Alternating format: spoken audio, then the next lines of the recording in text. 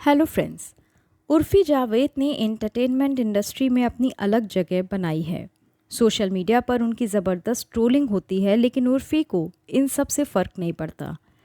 उनका कहना है कि वो कमेंट सेक्शन देखती ही नहीं है, वरना आत्महत्या करनी पड़ जाती। उर्फ़ी ने एक इंटरव्यू के दौरान कहा कि लोग उन्हें कपड़ों से जज करते हैं, जो कि गलत है। उन्होंने कहा कि इन सारे अनुभवों से ज़िंदगी में वो काफ़ी कुछ सीखी हैं। उनकी बर्दाश्त करने की शक्ति और बढ़ गई है। उनसे पूछा गया कि जर्नी आसान नहीं रही होगी आपकी, क्या संघर्ष के दिनों में पता था कि एक दिन इस मुकाम पर पहुंचेंगी?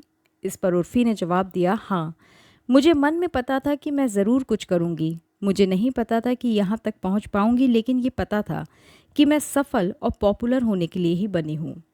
उर्फ़ी आगे बताती हैं, जब बहनों के साथ घर छोड़ा उस वक्त को सोचा ही नहीं था। बस सर्वाइवल मोड में थी कि ज़िंदा रहना है। बिग बॉस ओटीटी में आने के बाद कई सारे टैग जुड़ गए। क्या इनसे फ़र्क पड़ता था?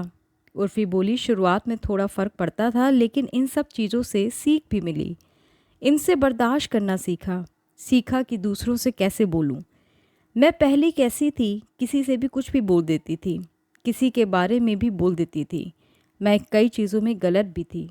उस वक्त मैं अजीब सी थी। मुझे खुद पर काम करना था और मैंने काम किया भी।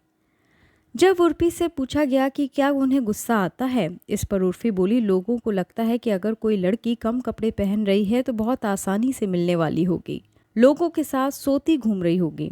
मुझे पता है मैं कैसी हूँ। गुस्सा नहीं आता है। अब इन सब से फ़र्क नहीं पड़ता।